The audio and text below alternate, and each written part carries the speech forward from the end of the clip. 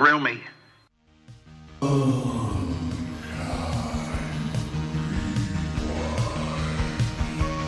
gonna name you Kodo. You get a name too, Podo. His name is Happy Harry Hardon. He's a total sex maniac. Of course.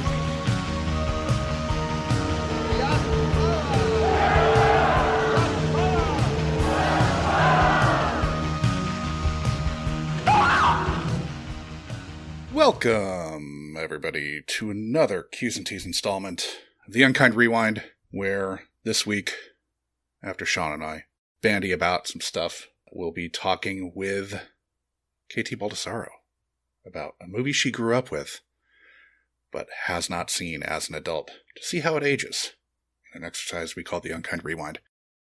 I'm Josh Dugan. As always, I'm joined by my co-host Sean McGrath. Sean, how are things? Things. Okay. I found out, next time we do this, I might have glasses, because Valor Morghulis, all men die. Uh-oh. Yeah. And eyes, it's funny too, because I've been the only member of my family who hasn't needed glasses. You thought you dodged the bullet? Yeah, it was almost like, is it possible I just sneak by my whole life? And it's not severe, but Sure. I did do that thing where I went in. It's not my eyesight. No. I can see my hand in front of my face. Yeah. You know, the apparatus, the kind of look of silence apparatus that they put on, and they say, here's what the prescription that you've been recommended looks like, and here's without. I was like, oh, I had no idea. I had no idea. Shit. I could eyes live can life be like like this? I just thought that's how everybody saw those signs in the distance. No. Or didn't see them. Yeah. Yeah, well, welcome to the world of, and this is a little premature, but welcome to the world of being able to actually see how we're meant to see.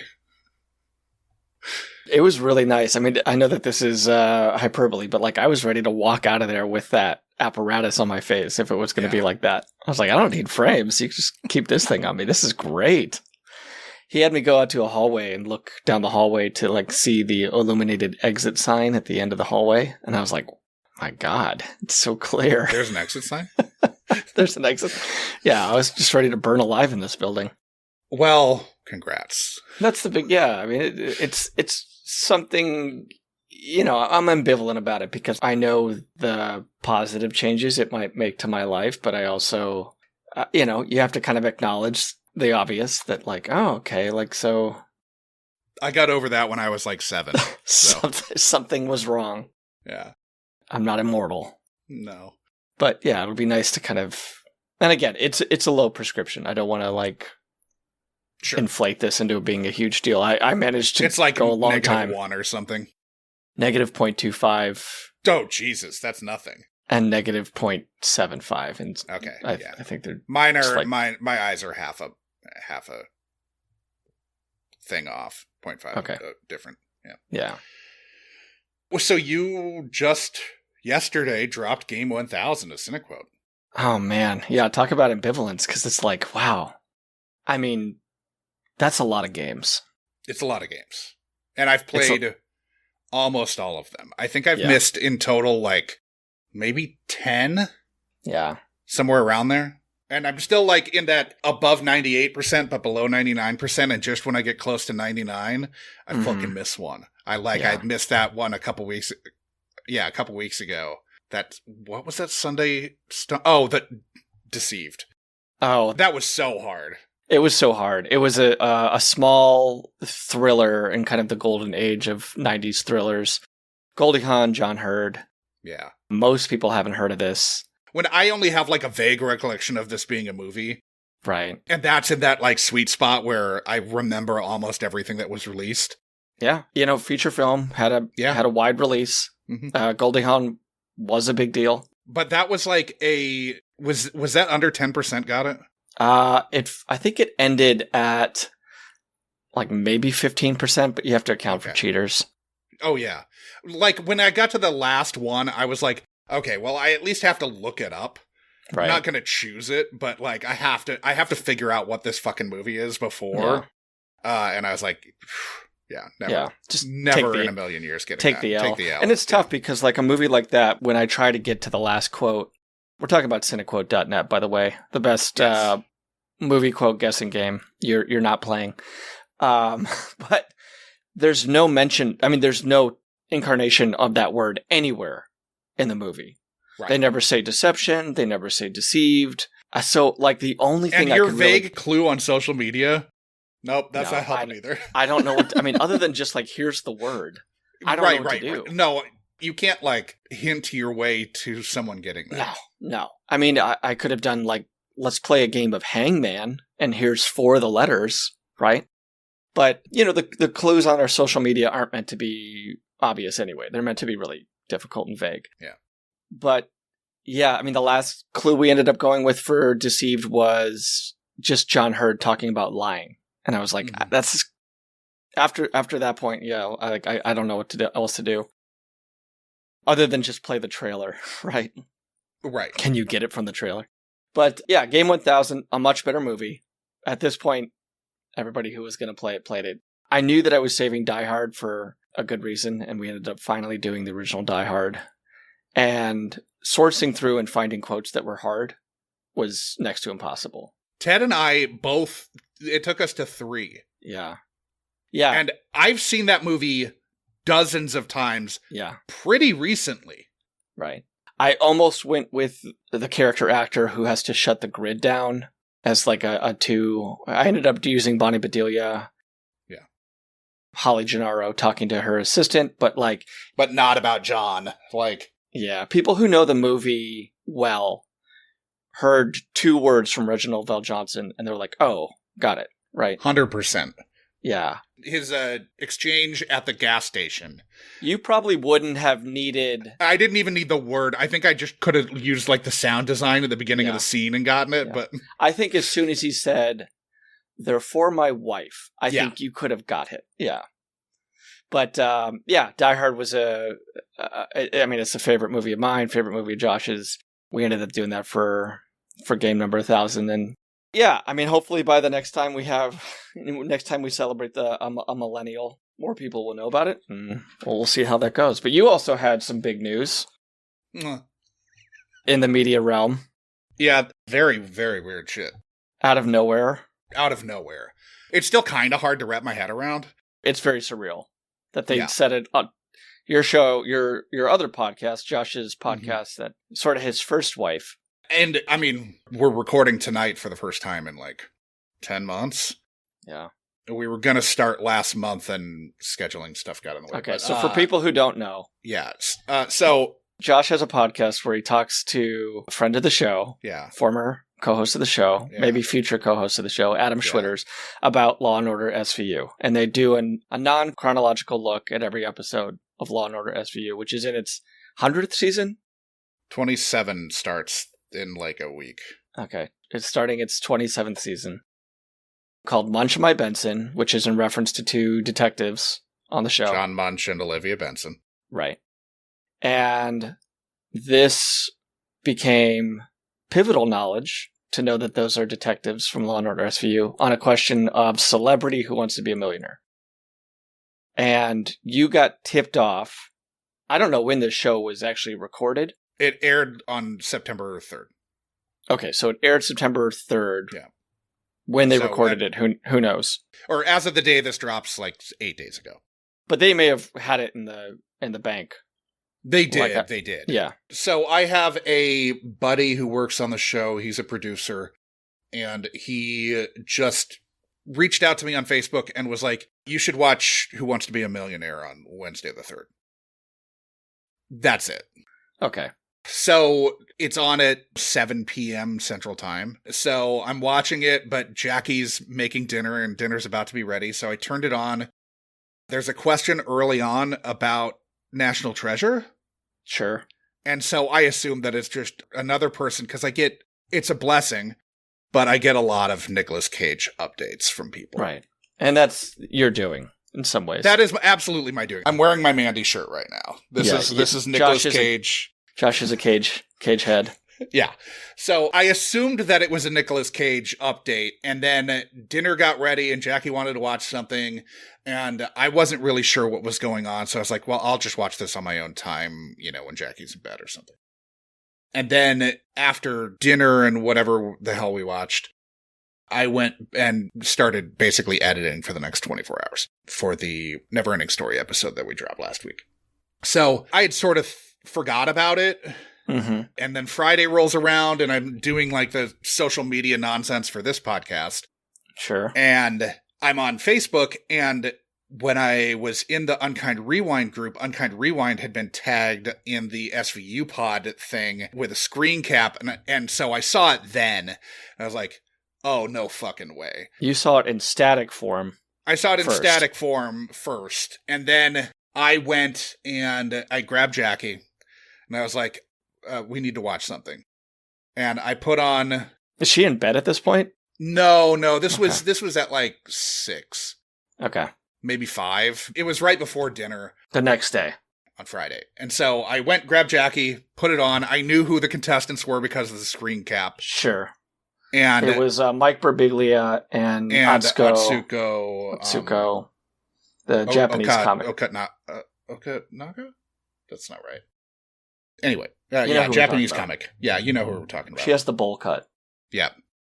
So I fast forward to that part because I don't know how, it's an hour-long thing and it's weird. So I fast forwarded to that part, got it queued up, and told Jackie to come in and watch. And so we're watching. And then the question, Munch My Benson, or the podcast Munch My Benson is named after 2 detectives from which show, comes up. And it's like the $8,000 question. It's $4,000 question. So it's, it's a little way into the game and Jackie doesn't know why she's watching. I haven't told her anything. And she's just like, what? And I mean, I was like waiting for it because I still really couldn't wrap my head around it. Like it was, it was a very strange sensation to have this. Like, I mean, Munch My Benson's very body. Mm-hmm.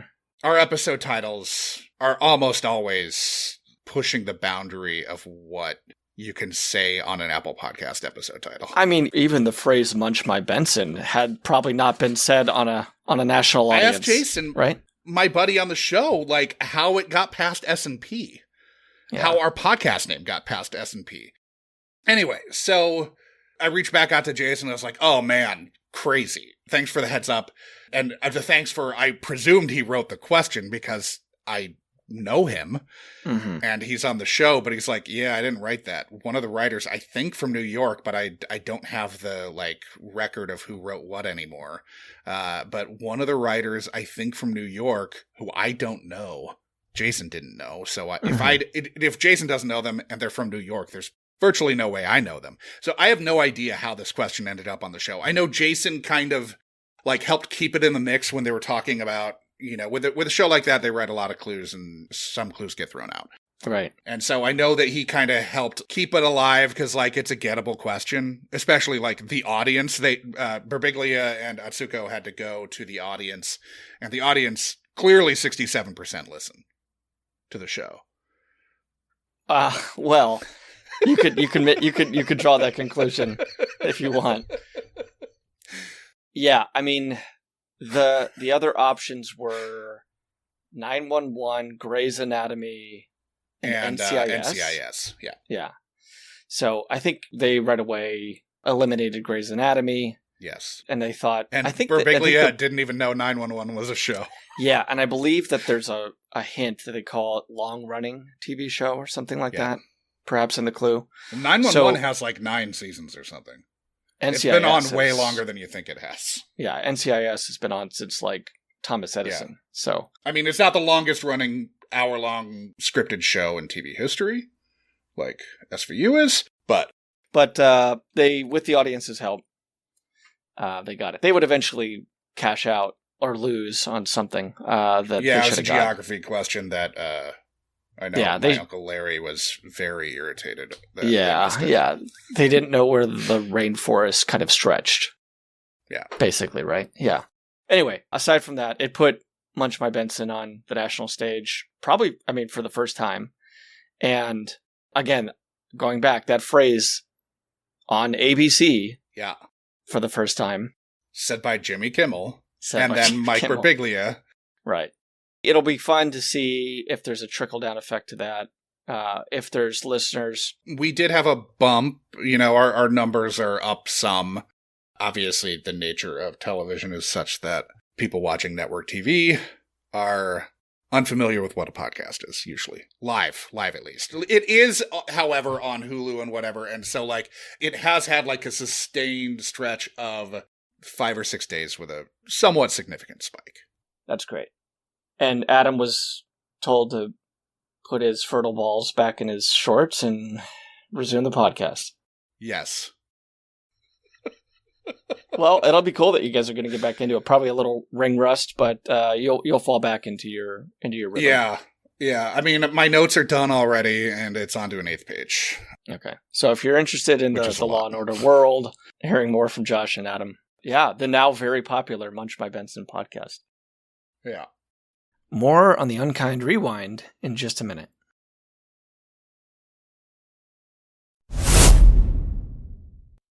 So, these are both pertaining to the last Q's and T's episode that we did with Steve Miranda, but they're correction and a verification to knock out. What I do. Sean was idly trying to remember what legal show Dr. Giggles' Larry Drake was on and threw out Adam's mom's favorite show, LA Law, as a guess, which was the correct show. You were right. Okay. Is he alive? I have no idea. Okay. I didn't verify that. Okay. I also said Glenn Quinn died from a heroin overdose while on Angel, but as I was editing our convo, I remembered that his character Doyle died on Angel in 1999, and then Glenn Quinn was found having overdosed in 2002. Angel was still on, but the character died. So he had struggled through addiction through the 90s. At one point, he went home to Ireland to try to get sober with family there to support him. And then when Roseanne returned to air, Mark was said to have died years earlier, and Darlene and David's son was named after him. So, and I believe the first episode was dedicated to Glenn Quinn, if I remember correctly. Okay. And Larry Drake is no longer with us as well. Okay. Died about 10 years ago. All right, so Jeremy finally sacked up and called into the call-in line. Yeah, Jeremy. Now, this is apropos of the Can't Buy Me Love episode that we did with Kennedy Knowles. So here is his message that he left on the call-in line, which is 507-479-6440 for those wanting to call in with their own. Is this our first? This is the first, yes. Nice job, Jeremy. Yeah, okay. This is Jeremy from the only episode of this podcast to reference body oil and ferrets. I'll leave that to you to figure out which one that is. Anyway, I have a little data point about old Patrick Dempsey, who I know came up recently. I used to wait tables in Austin, Texas, and he came in, and none of the women I worked with were capable of approaching the table because they were all honestly just freaked out by how good looking he was. Even someone who didn't even never seen any of his shows or anything, I guess he just has some kind of aura that just shut everybody down. But I had no idea who he was. I was evidently impervious to his charms, though I will admit he was quite handsome. And I waited on him. He was great. He's hilarious. We just goofed the whole time. And then at the end of the night, he tipped me $100. First time I ever got a $100 tip in my life. So if you're wondering out there if Patrick Dempsey is a cool guy that's nice to servers, I am happy to report the answer is yes. Also one time Christian, what's his name? Christian Slater came in, and I didn't recognize him because he was in his Mr. Robot outfit for South by Southwest, and he kept waving at me, and I was shrugging my shoulders. And then after he left, someone asked me if I knew who that was, and I said no. So yeah, that's all the celebrity gossip I have. Y'all take care. Keep being unkind out there. All right. That's great. Yeah. It's cool that Dempsey's cool. former guest on the Unkind Rewind. And if you couldn't put two and two together there, we talked with Jeremy about Beastmaster, which again, so far is the only movie that has both body oil and ferrets. Yes. Yeah, it's very ferret Unless forward. there's some type of body oil that I'm forgetting from Kindergarten Cop. Well, we still haven't done Kindergarten Cop. Yeah, we'll find out. Yeah. Now, when talking risky business, Sean and I both wondered how Karen could have seen it too young with such overprotective parents. Did Karen call in? Oh, I got more than that. Oh. Karen, how's it going? Not too shabby. How about yourself? Fine, I guess. Yeah, as okay as things can be, I guess. Not Same here. Yeah, not well. Yeah. Is anyone doing well? Never well. No. How are things in your corner of the internet? In my corner of the internet, they're very radical right now. I'm getting, my algorithm is like, hey, you're clearly never going to work for the DoD. So here's some content that you can repost. Right. So that's a lot of that. Not to get too okay. political, but my corner of the internet's good. My show is a little bit halted currently just because of some large life changes in me and Aubrey's lives, but we're going to get back to it eventually. It's just good. Everything's up in the air for me right now, so yeah, we'll save that for off mic talk. Okay, so you mentioned that you saw risky business at far too young an age. I did. I absolutely did. And I wish that I could remember more about it. I have one of two scenarios. I've been thinking about it since you brought it up, or since I brought it up, and then you asked me about it. It was either that I saw it on cable during one of the basketball seasons that my dad decided he wanted to pay for cable. It really just depended if our team was doing well. I always wanted our team to do well so I could watch the Disney Channel. So this was not on the Disney Channel, though. It was absolutely not on the Disney Channel. If I had to pick a channel that it would have aired on, I would say maybe like Spike or like or TBS, maybe. TBS. That's a good guess. Yeah. Okay. And I of course, at that point, that iconic scene had not been like memed quite to death, but like it was memed in a way that we could only do without the internet, Right.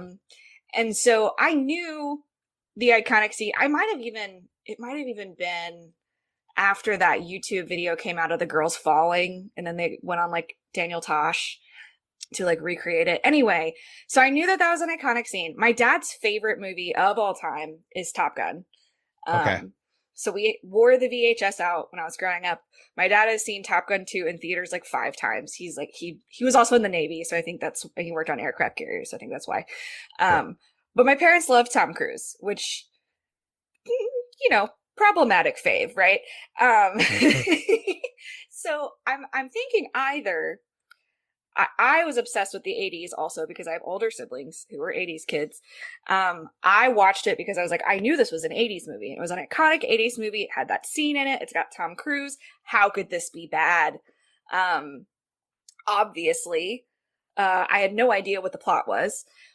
The second scenario that I have uncovered in my brain is that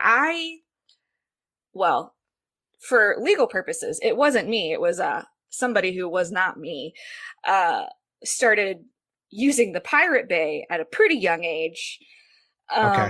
Maybe not like elementary school, but probably like late middle school. So we're talking like 6th or 7th grade here. Yeah, for sure.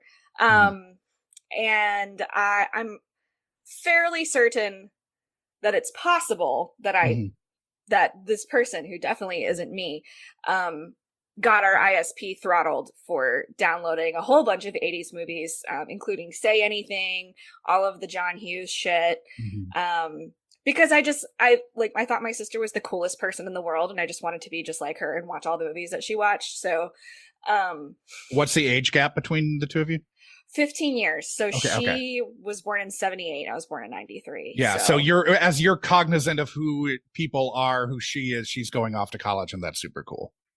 Correct. Exactly. Yeah. Exactly. This was probably like mid 2000s at this point. She had been out of college for a couple years, but she was like this cool young adult, and I was hanging out of her house all the time and, you know, listening to her music, watching her movies. She was like my idol back then. Now, in your childhood memory of this movie, was there nudity? No. I don't Okay. I don't remember nudity. So possibly it was the first scenario that it aired on cable without the nudity. Yeah. Yeah, broadcast cable, to be clear, for people who Right. don't know what cable is anymore. Right, yeah, and not the kind of cable that you pay for that's got softcore porn on it. Yeah. But yeah, so probably it was the first scenario, and my parents just thought it was fine. This was also during the period where I would just kind of stay up all night doing my schoolwork because I was homeschooled and just kind of having TV on in the background. Sure. So they didn't really know what I was watching back then, and they didn't know enough to put parental controls on cable because there's only so much I could get into when we had rabbit ears. But like if we had cable, it was a little bit different. But even with cable, there is still like if it's broadcast, not premium cable, there's still not the risk of like nudity and like sure there'll be sexual content, but it's not strong sexual content. Correct. Yeah. So I don't remember there being nudity, so possibly most likely it was the first scenario. Okay. So you didn't as Sean surmised, you didn't watch it in a closet with a flashlight? I did not, but that would have been way funnier. Sure. Yeah. Okay, so do you have any like do you have any like burned in memories of the movie as you were watching it as a child? Oh, so it's been probably at least 20 years. Oh yeah, more. I mean, obviously the, you know, take those old records out. But besides that, I feel like I remember the only thing that I can viscerally remember is like the first part where you realize like, oh, this movie is about Tom Cruise running a prostitution ring. And like waking up to that and going, oh, that's what the risky business is. And I can't remember. I think it's like his first interaction with, I don't remember her name. Rebecca De Mornay. Yes, thank you. Lana. Lana was her character's name. Lana. That's such a great name. Yeah. So I think it was probably that scene where I was like, oh, what have I'm not going to stop watching, but like, what am I watching? Maybe I shouldn't be watching this. Yeah. Right on. This was just a little catch up and a little filling in the blanks for Sean and I, because we were definitely curious, because as listeners may not remember, you had very protective parents for whom it was hard to even watch Tuck Everlasting. It's true. It's very true. I think like at some point in my teen years, they just trusted me enough to like, because Tuck Everlasting came out when I was pretty young. And, you know, I think at some point around 13 or 14, they let me start watching like PG-13 movies. So it was probably like, but it was like Indiana Jones, Harry Potter, like stuff like that, you know? Yeah. And then at some point they just sort of trusted me. And I remember like the first R-rated movie I saw was I accidentally watched Rushmore with my sister. And then she had to tell my mom that she let me watch an R-rated movie. And Rushmore is literally rated R for like 2 scenes. It's for language and a poster with a woman's tits on it. Yeah. Yeah. Well, cool. Thanks for dropping in, Karen, and sharing this story that Sean and I needed to get to the bottom of. Thanks for having. Where can listeners find you? Well, I do have lots of back episodes of my show, Chick Lit Pod, with my co-host Aubrey. We are Chick Lit Pod on pretty much anything that we're on. So Instagram and Blue Sky, really. And then anywhere that you listen to podcasts. Cool. Well, thanks for dropping in, Karen. Thanks for having me.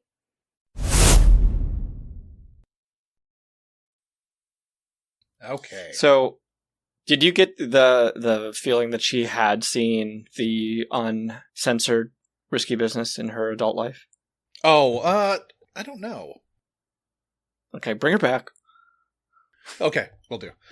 Well, this should also remind past guests that they're never quite free from the clutches of the Unkind Rewind. I kind of want to talk to Daniel about his new book that's coming out, which I just pre-ordered.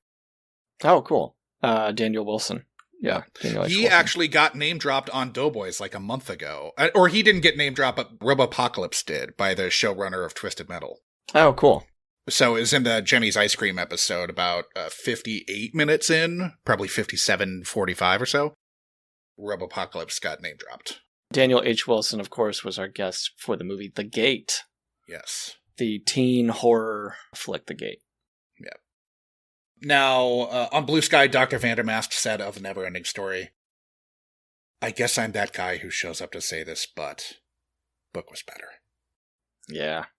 Not gonna fight him. Apropos of what Spotify was classifying as 20th century golden oldies on a playlist he was listening to, Mobius13 said, I remember when golden oldies meant listening to the Beatles or Frankie Valli with Dick Wilson as the DJ for Oldies 95. Now this popped up on my playlist this morning, and he took a screenshot, and it was Lamal's rendition of Neverending Story. I know, which I'm so glad that we did this podcast, because I would have lost the farm betting that was Kaja Gugu and not the solo. Yeah. Singer. After he was kicked out of Kaja Gugu. After he was kicked out of Kaja Gugu and it just became Kaja, that Lamal had a solo hit with the title song for Neverending Story. So yeah, we're probably connected. We're probably already fucking up his algorithm. Like, if he heard our Neverending Story, I definitely tagged him in our YouTube episode. It's not the coincidence that he thinks it is. It's just the most insidious type of tracking cookies that put Lamal into his ears. Sorry about that. Yeah. Sorry, Mobius13. Gopher Balls complained of our Q's and T's app, the last one. It took a dark turn with the mention of Dr. Detroit, the movie that makes Turk 182 look good. It has all of Aykroyd's worst impulses completely unchecked, and the screen always looks blurry due to all the cocaine residue floating in the air. Yeah. I mean, just to that's a great way to put it regarding Aykroyd, because he does have some pretty terrible impulses. Yeah. For me, it kind of is crystallized in his directorial debut. Uh-huh. Nothing But Trouble, which I think is just a absolutely repellent, irredeemable waste of film. And when you hear about what Ghostbusters was and became once he brought in Ramis, it's like, oh, you can see immediately like, oh, no, this is what Ramis added. Yeah, like some... Because he had originally written Ghostbusters for him and Belushi. Ramis took out all the drinking from Crystal Skulls. Yes. Now, Mobius13 replied to that. It's not all bad. Dan met his future wife on it. Which I didn't know. Oh, I didn't know about that either. Yeah. By the way, Dan Aykroyd, a singer in We Are the World? Yes. Did you watch that doc? On Netflix? No, I didn't. But I've watched enough Yacht Rock to know about this. No, it was really weird to like see, because they had a bunch of, video footage of it being recorded and all that. So it was strange. And then Scott Lucas said of the Neverending Story, also well over 35, never seen it. I mean, not even bits and pieces. Just one of those movies that I completely skipped, after which we figured out that he was just a little too old to have been in the target demo for it. So I probably need to revise down my statement to say that I was the only person between the ages of like 35 and 50 who didn't see it. Yeah, I can imagine if you're in maybe high school, by the time it comes out, you would have if no you're 5 years interest. older than us, basically 4 or 5 years older than us, if you weren't in elementary school when it came out, I could see you not seeing it. I could see you not seeing it once you're in junior high. I wouldn't have, probably. We should encourage Steve to get back to us after he's read this, because I know that he flagged it. Yeah. And considering how indelible a mark the movie left on Steve, I'd be interested to see what he thinks of the book. Yeah, and I mean, to be clear, both you guys who had a nostalgic relationship with a film really enjoyed it. True. I didn't have that, and It didn't ring as earnest to me as it did to you guys. But, yeah, anyway. Not everything's for me. And that's okay. Yeah. So... Mandy isn't for everybody. Mandy isn't for everybody. It should be. But we are about to talk with Kt Baldassaro. Kt has movie Runtime. She has What If I Don't Like It. Both of those are super fun. Great guest. Great guest. Great list she gave us, and I think we picked the best one for her. Yeah. Everybody's seen this, I think. Everybody's seen it. Well, probably not. I feel like everybody's always seen all of these, and I know. The recent ones at least. I just saw it randomly, like at an Airbnb. Like it was playing on like a Pluto channel. Oh, okay. Okay, yeah, it is kind of still in the conversation. It's in all its forms. Yeah. Wink, wink. Anyway, so without further ado, Kt Baldassaro. We'll be right back with more Unkind Rewind.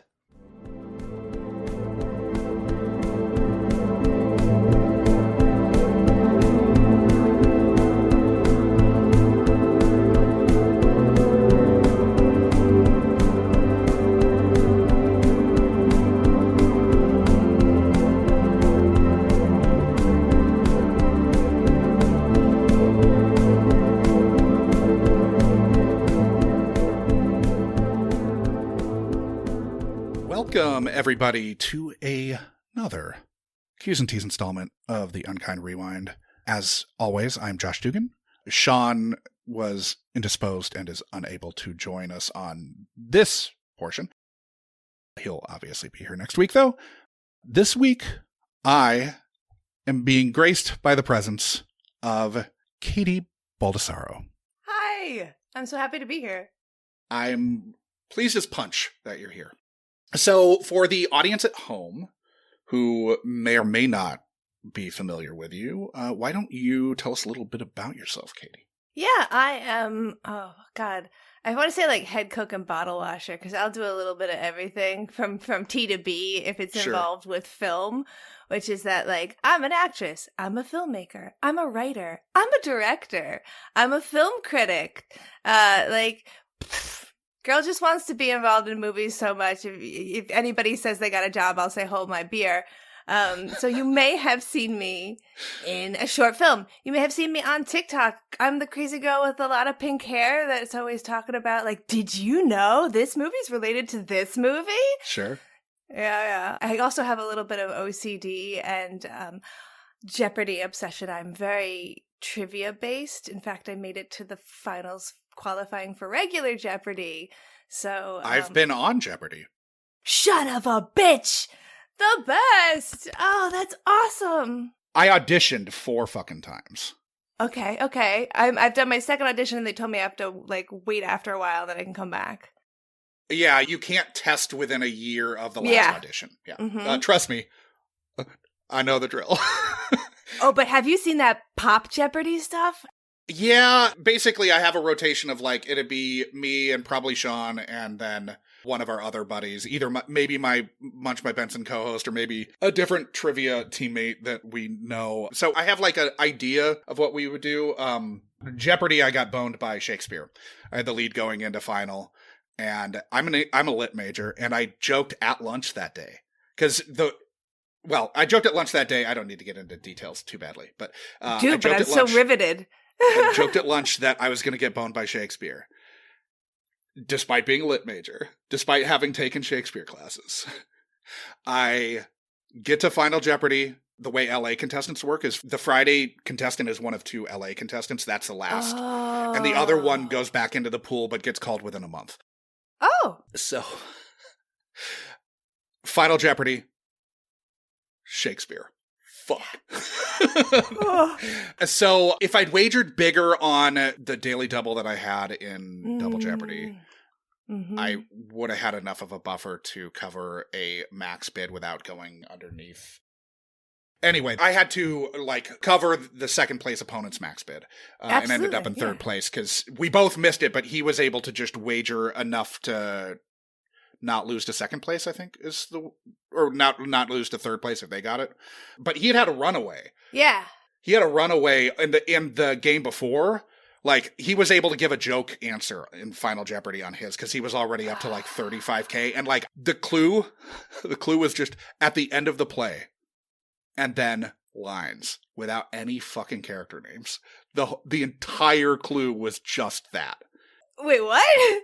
Yeah. Sorry. The entire clue for Final Jeopardy was at the end of the play, and then it was a series of lines that were not there was so little context that basically if you hadn't read the play or seen an adaptation of it or seen Kiss Me Fucking Kate, you wouldn't have.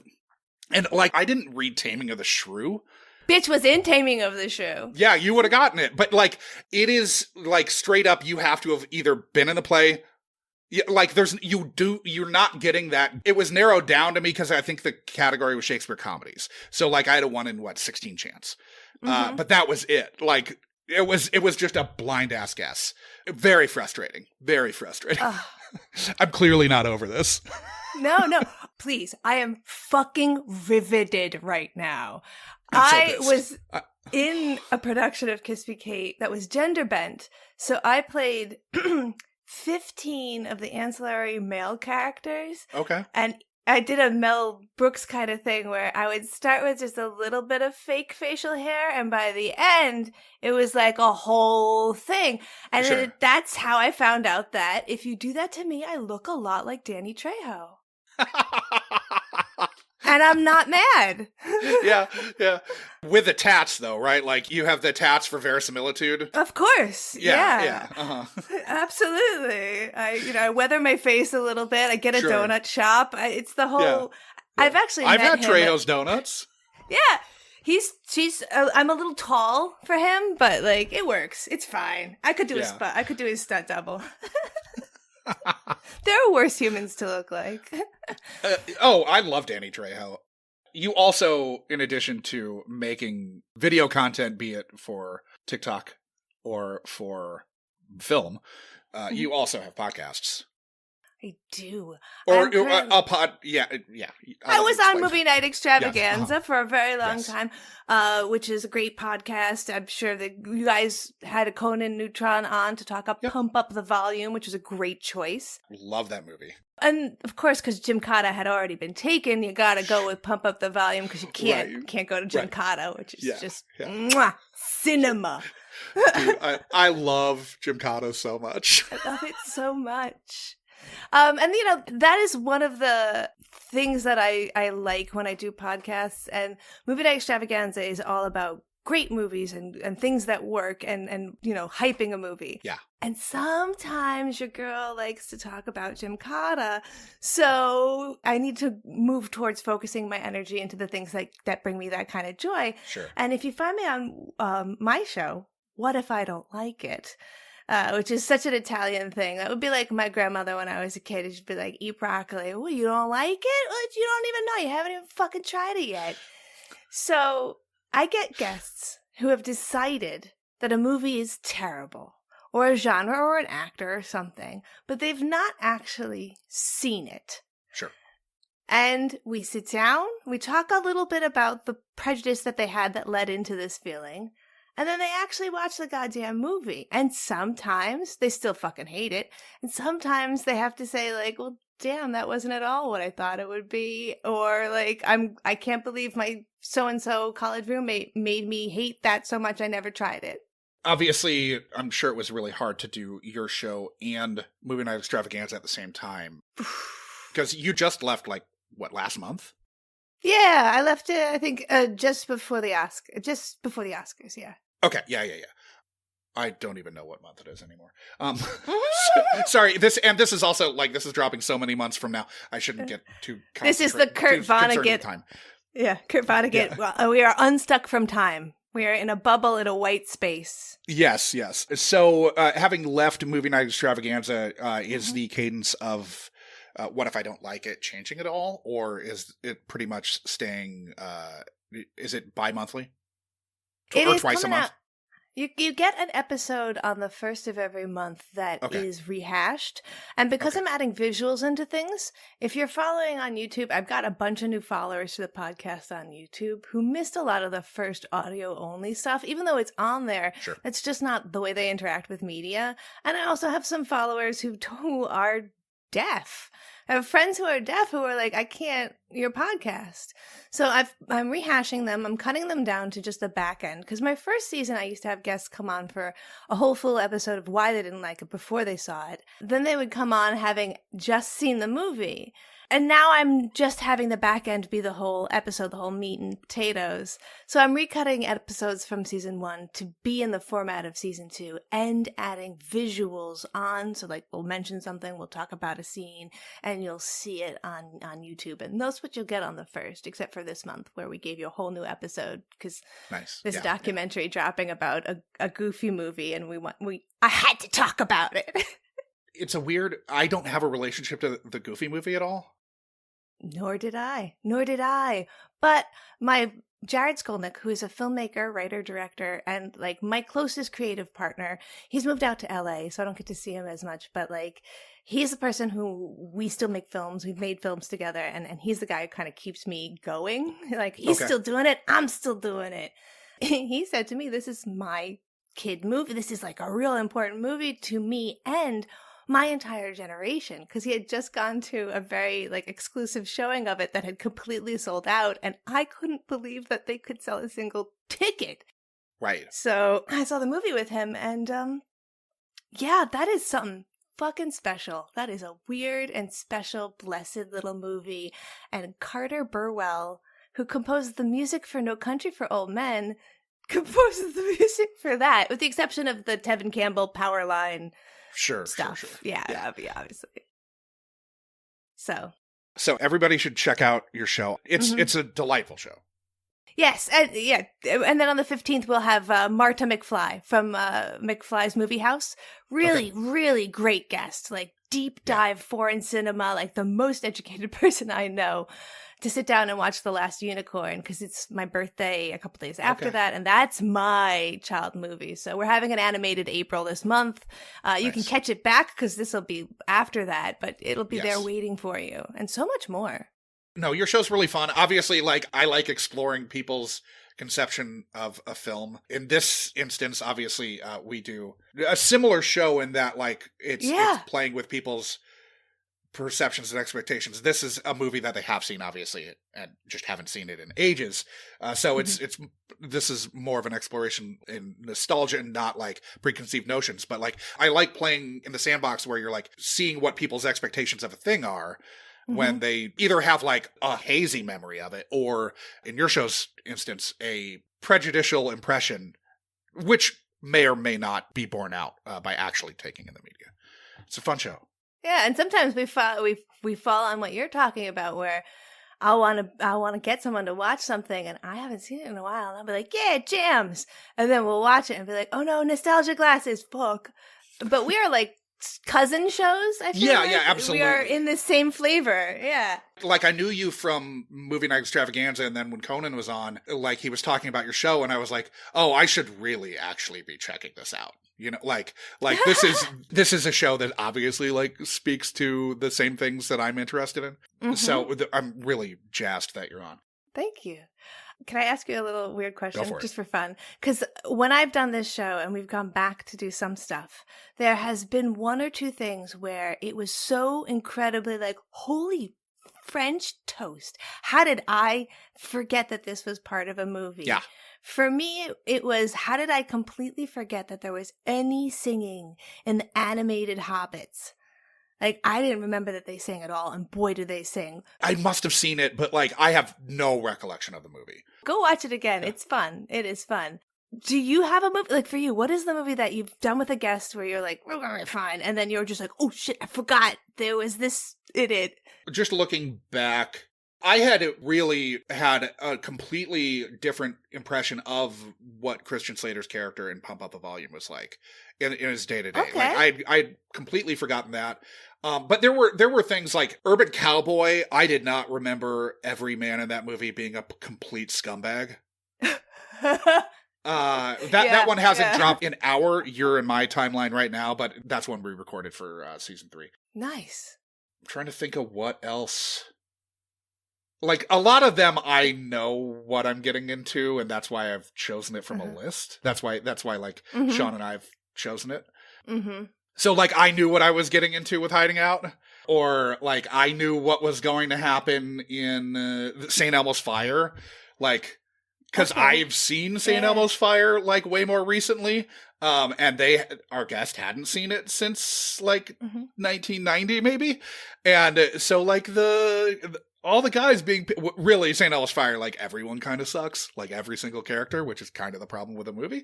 And so like, for me, it's different because I have chosen them generally because I at least expect that it's not going to play well. Mm. I mean, like there are plenty of movies from my youth that I have not seen in ages that I would have no recollection of, or have like be completely shocked at like, wait, this happened? What the fuck? Like if I hadn't seen 16 Candles in a long time, I would not know that Jake basically sends his girlfriend out to be raped. And we're supposed to want him to get with Sam. You know, like what the fuck? But like there's so much of that rapey energy in 80s movies that I mean that's not energy, that's rape, but you know, there's so much like sexual assault energy in 80s movies that was played for like comic effect that I don't think registered to me when I would have seen it the first time. You know, like obviously like I think about this a lot because of the SVU podcast I do. So like you think a lot more about it like but like society's views on things have evolved too, you know, and that's obviously part of the whole experiment of this podcast is oh wait, what? And oh wait, what did I stand as a kid? right. I've had similar experiences with like I liked Weezer as a kid, like as a teenager. And I was driving cross country. I was driving from Austin back to the Twin Cities when I was living in Austin still. And I put on Weezer, the Blue Album, to like just be able to like in the middle of the night be able to basically have the windows down and scream along to an album because like I needed to stay awake. Yeah. And so I was listening to the Blue Album, and it occurs to me like I hadn't listened to it in a long time, and I was like, wait, this appealed to me. Like this is like such incel energy. I started feeling like so bad for like any girl I was interested in or whatever. Like this is the mindset that I must have had. Like what the fuck? This is the vibe I was giving off. Oh no. So yeah, I don't have a good example of the movies that we've done where I was shocked by something because a lot of the times I have my finger on the scale because I've seen it. Yeah. I let the guests shoot wildly from the hip and pick any movie at all, and then I'll be like, I'll defend it. I swear I'll try. Valiant efforts on your part. That means if you listen from the Dusk Till Dawn episode, there are times where I just lay my sword on the ground and I'm like, no, this shit is garbage. I remember liking that movie, but I haven't seen it in 20 years, at least. Probably 25 years. So the conceit on that episode was that my sister and I watched the first half of the movie right up to the part where Cheech Marin says pussy 3 times. And by the second pussy, my brother, who was sitting with us watching it because my parents were not at home, turns it off and is like, nope, not watching the rest of this movie. Not for you, hands down. And so for some reason, neither of us ever wound up seeing the movie. I turned 40 in like 20 days. And this was when we were like 13. Sure. So we sat down to finally see. And who knew that this was also a genre change movie? Like to have stopped at that point in any other movie we hated it so much. We hated it so much. It wound up becoming hilarious. Yeah. So you can listen to. They actually, Conan told me I could not be on the episode for Movie Night Extravaganza where they talked about the movie because I hated it so much. I couldn't keep myself under control. I mean, that's hilarious. So listen to that one if you're interested. Yeah. It's on my What If. We go to town on What If. No, that's it's really funny to me. I don't have like a particular fondness for it. I mean, I remember liking it, but like I don't have strong feelings about the movie. It would be interesting to see again. Like, I mean, I obviously know that that there's the genre flip because I've seen it. Really funny to have checked out at that moment in time. I know. It's a great story. So to finally have bookended it with that is like, you know what? I'm not mad we did that, and I'm not mad that I watched it, and I'm not mad at people who like that movie because I love that everybody can love everything. Right. It's just I almost love that I hate that movie. Like I know the exact budget of that movie, so whenever something costs something, I immediately think that's 4 or 5 Dusk Till Dawns. Yeah. Now, are you adjusting for inflation? Yeah. So sometimes you have to, but if you're in the same year, if it's Right, still 95, you can be like, oh, okay, The Lion King was 2 Dusk Till Dawns. That makes sense. You get twice as much movie there. But a Goofy movie is $1 million less than 1 Dusk Till Dawn. How the fuck did that happen? Animators cost so much. Hand Exactly. What were they doing? They paid $250,000 to George Clooney. That's what they were doing. Well, I mean, with Goofy movies specifically, it is Disney, so like you know that basically it's just animators chained to their desks, never allowed to leave, and paid pittance. So yeah, especially because they outsourced it to their French TV studio to make it even cheaper. Sure, yeah. They had French wage slaves. Yay! Getting to your youth a little bit, since we're obviously a show that's predominantly centralized around our youth experiences with a film. What would you describe your childhood as having been like? That's such a still loaded and vague. No. Well, okay, so where did you grow up? That's better. No, thank you. I grew up in Flushing, Queens, New York City. I sometimes forget that if I don't say New York City, for some people, they think I didn't finish the word land, and they'll be like, what a weird Australian accent. No. I am barely hiding a terrible Fran Drescher accent, and there are certain words that I just can't say and I won't say, because then you'll know. What are those words? Coffee is one of them. Okay. Which I'm drinking right now. So you know that thing, like if you had clothing and you wanted to fold it and put it in something, I'd call it like an armoire. Sure. But it would be called a chest of drawers. Drawers. Okay. Drawers.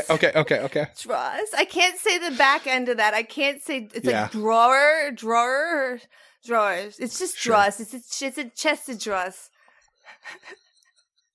So you stay away from drawers. Yeah. I don't even like to drink water. So it's a mess. Okay.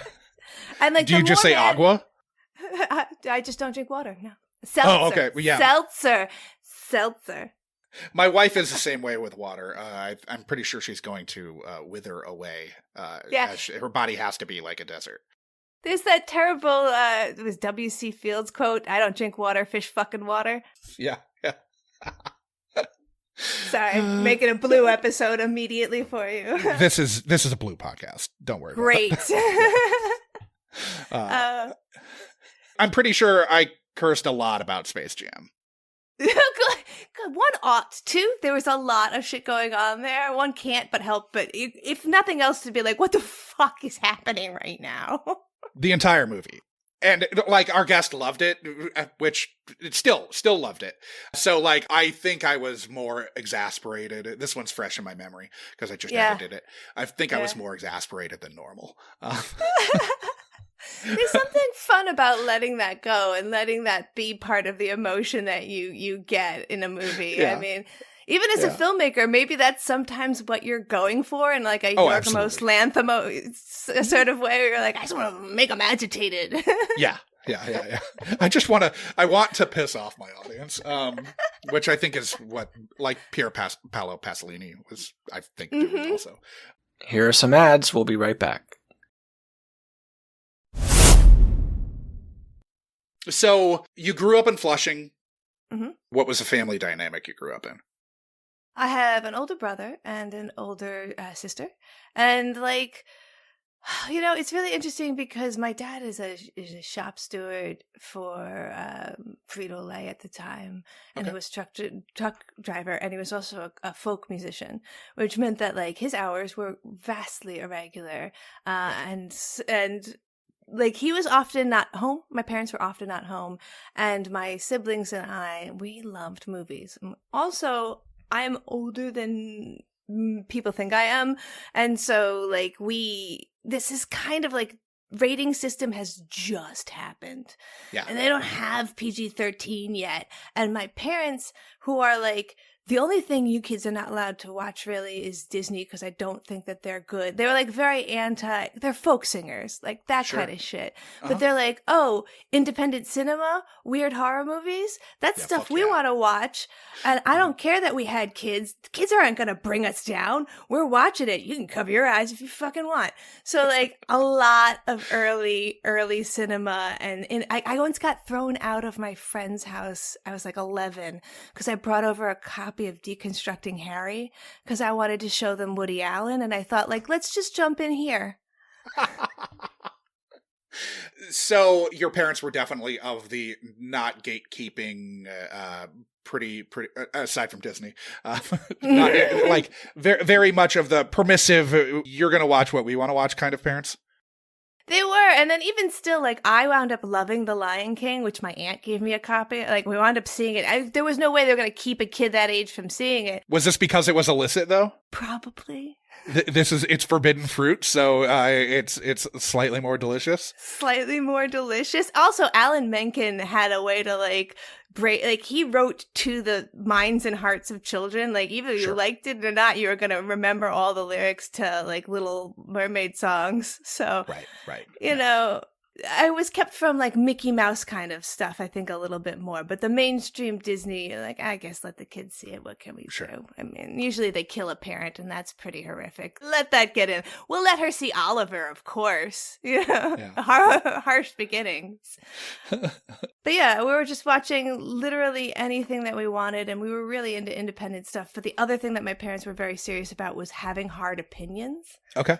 Like, my dad would go and see Eraserhead in the theater that it came out, but then like hate it so much that no one was ever allowed to see it. I still haven't seen Eraserhead.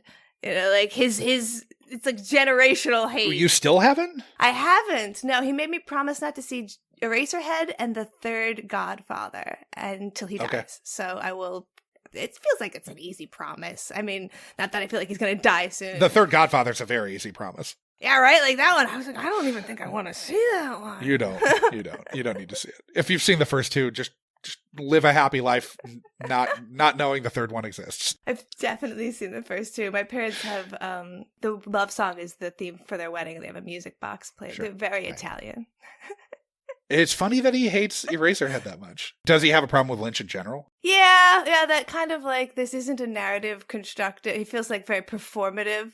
He doesn't really like experimental stuff like that. And then like that big, long hate has to like, can't ever be wrong. Go back on that.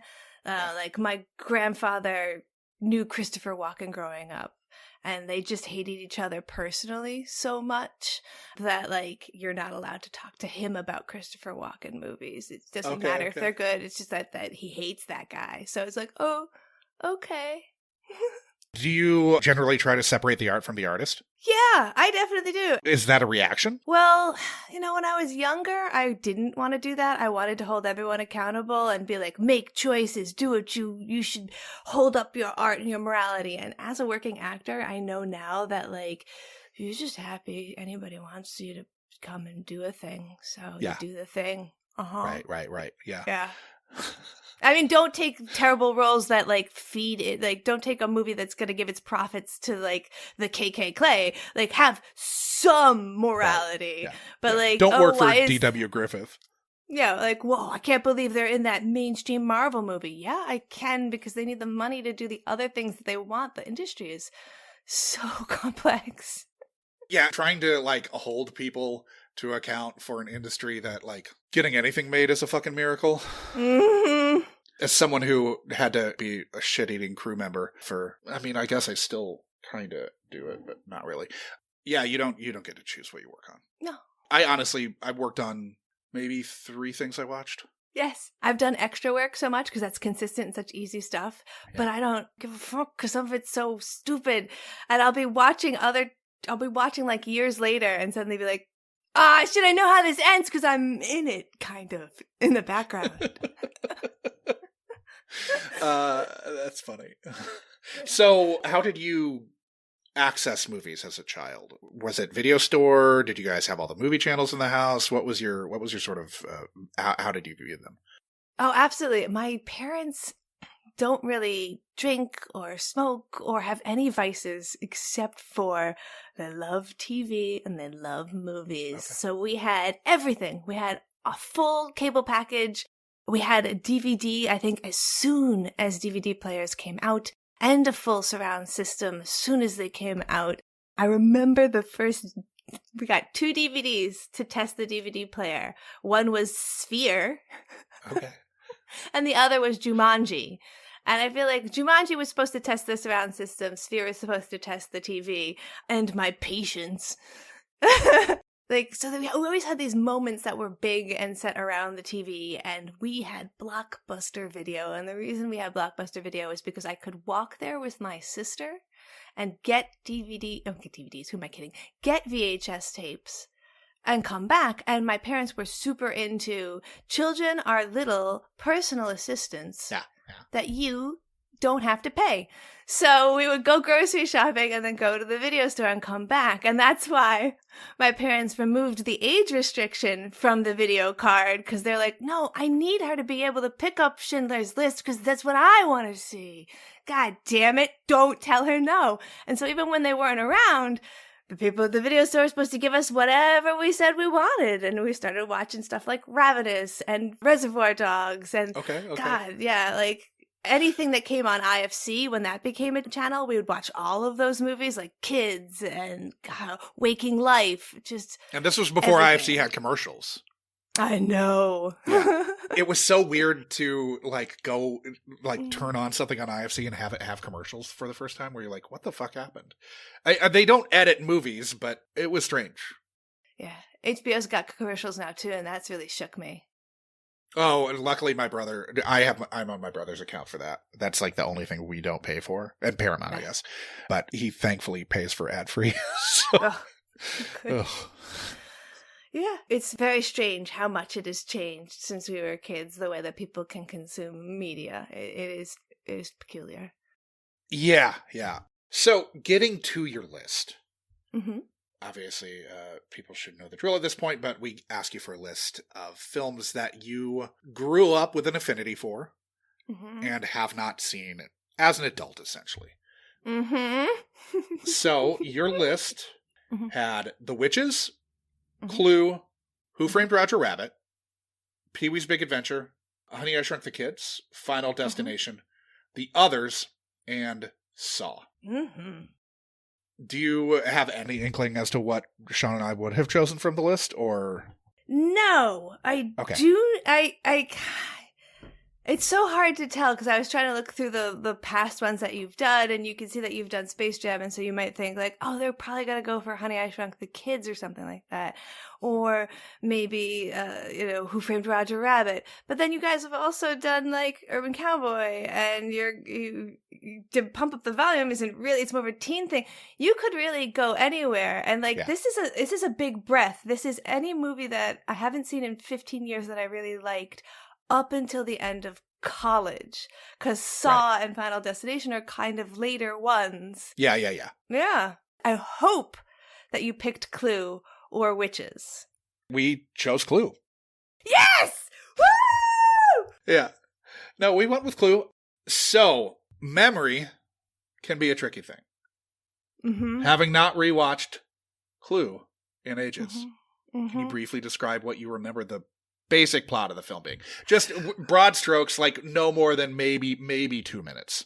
This is my favorite thing to ask people when they haven't seen the movie as well. What do you think it's about? And it's like sometimes they nail it, and sometimes it's like, oh, they're gonna be in for it. Okay, Clue has multiple endings. I do remember, I remember the whole thing about Clue. And of course, I played Clue a lot as a kid. I also kind of forget the beginning feels a lot like the beginning for Rocky Horror Picture Show. So sometimes the images of the two get stuck together where they're like, people come to a mansion. And well, they didn't break down. They chose to come to the mansion. There's a party. They've been invited there mysteriously. Again, this is like any movie from the 1930s, tons of setups. They don't know why they've been invited there. Over the course of the evening, someone dies, and they have to figure out, A, who killed the person, and why or how they're all related in the reason why they've been brought to that house. Okay, right on. How old were you when Clue was like a fixture of your youth? Oh, man. I just want to say Clue has been a movie that has always been a movie for me. In as much as, The Land Before Time has always been a movie. Clue's always been a movie. It's a comedy. It's fine for kids. It's got Carol Kane. I think it was one of the people. My dad was very much about, showing us these comedic actors, especially women, and being like, look at these are really exceptional actresses. I need you to see how funny these are. And we loved Mel Brooks, and it was kind of Mel Brooks adjacent. So I just want to say, I've always known that this movie existed. Okay. And when do you think the last time you saw it was? I don't think I've seen it since I was living in New York. I don't think I saw it in college, and I don't think I've seen it as what you would consider an adult. Sure. I don't like to lead the lists too much. Mm-hmm. We basically want the person's prefrontal cortex to have not been fully developed the last time they saw the movie. Good. Because society changes so much, but also we obviously are changing quite a bit until we're 25 or so, just mentally. So that's kind of the thing that I don't lead with, but that's kind of generally what my goal when I'm asking for a list is. So, what do you think you were like when you were a kid? Weird. Okay. Very weird. Very, very constantly described as weird. So weird. If there was a Halloween costume, I went as getting attacked by a bunch of birds in black and white. Tippi Hedren? Yes, I went as Tippi Hedren in black and white, but also I didn't need to do white face paint at the time because I was inside watching movies so much that I just had no skin color at all. Sure. Delicious. She's Italian though, but no, I didn't see the light. And really into morbid stuff. Super into Cemetery Man at the time. Okay. I was that kid that would have the triple XL t-shirt that didn't fit them because the image on it was a movie they loved so much, and that's the only size they made that shirt in at the weird bodega in Cooper Union. But God, I need people to know I fucking love this. I was weird, and I was very opinionated. Okay. Yeah. Definitely. In a way that came across as endearing or as strident to most? I think it really depends on who you ask. Okay. Even sometimes I look back at myself and I'm like, I'm not sure I would have hung out with you. You were a lot. That's awesome. I was both going to state competitions for a Shakespearean monologue recitation and that kind of level of erudite, and then also being dude, let's talk about how great the Mario Brothers movie is. And I'm not even a stoner yet. I'm a stoner who hasn't found weed, which is just weird. It's a straight edge person talking to you about these things because they're really excited about it. Yes, a straight edge weirdo. I also had a Flock of Seagulls haircut. Nice. Doesn't match the time period. Yeah. This no. For people who don't know, that they were basically around when you were born. Yeah, and you'd be like, "Were you into the music?" No, just into the haircut. Yeah. Everyone else had the Rachel, and I was like, "Nah, Flock of Seagulls me now." So, you know, I made a lot of choices. They were bold. They were not always correct. So when I talk about things that I liked at that time period, I don't like, they were bold choices. I do know that I still to this day quote the scene with the flames coming out of so I know that that's going to be there. And I feel like I can double down on being like, that scene is still going to be fucking awesome. Yeah. What do you think it was about Clue that appealed to your younger, apparently iconoclastic self? I loved the idea that they did something. I think this may well, and I'm gonna make a bold statement that I haven't checked, may well be the first movie based on a board game, which seems like what a dumb idea, what a bad idea. Sure. And yet they managed to swing it. It's like when you first heard about Barbie, a movie about a doll, and yet they swung it in a way that was like, oh. So I loved approaching a movie that I thought would be stupid, only to be deeply wrong. I kind of enjoy being put in my place by a movie. And I love humor that is Monty Python-esque and obtuse. So, like, my favorite joke is the joke where they're saying, like, to the prince, all this is yours, and they make that big gesture, and he goes, what, the curtains? Like, just the purposeful misunderstanding humor, I've always thought that is the funniest thing ever. Nice. What memories do you have that stick out most about Clue? And this could range from your personal experiences with a movie, or like hanging out with a specific friend or sibling or whatever watching it, but anything that kind of sticks out to you about Clue and your experiences with it. Definitely Madeline Kahn's performance. Definitely that scene I just referenced. And then, of course, the ending. The way that, like, they just went and decided to have multiple endings for this movie. And I saw it in a way where I got to see all the endings because I saw it on VHS because my age made it where I would not have seen it in a theater. But in theaters, they were just like, fuck it. You're not going to know which ending you're going to get. Much like when you play a board game, which I thought was like, oh, again, that's very artsy to make for like a silly comedy movie to make that decision. Yeah. I really liked that. I mean, of course, it bit him in the balls. Yeah. And a silly comedy based on a board game. Like, no. Yeah, you're not thinking that it's going to do that. No, and I enjoyed that it did that. And I love that scene where he's just running around and doing the explanation. And I feel like that Tim Curry performance is so iconic that it bleeds into so many movies that I enjoy and love from that point on. Like, I even just watched The Residents on Netflix, which is from Shondaland. Highly recommend. They have a scene at the end where the main detective does an explanation while running through the house, and there's just enough to know that, like, oh, this is a Clue reference. Sure. What expectations do you have for your return to Clue? I expect to laugh a lot and enjoy it. I also expect to maybe find one or two jokes that have aged like fine milk. Sure. Yeah. Like you say, it's usually the sexism ones are the ones where you're like, you shouldn't say that anymore. Sure. Oriental is not the preferred nomenclature. No. Do you think that you'll like Clue still? Yes. Okay. I'm going to put my money on this one. I think we're all going to come back and have a joyous conversation about this one. Sure, yeah. Smash cut 2. Oh my God, what was I thinking? Yeah. This is one that I own and still I haven't seen in at least 20 years. God, I hope our nostalgic I don't even know that I've watched the DVD thick. that I have of it. Like, it's possible that I have the DVD and have not actually played it ever. Oh, good. Yeah. Well, No. I've definitely watched the DVD, but okay. It's been. I know what apartment I lived in, and it was a long fucking time ago. Yeah, it's a good movie, and if for some reason you just don't go back and watch it, I don't know why. So I'm like, yeah, I'm glad I threw that on the list.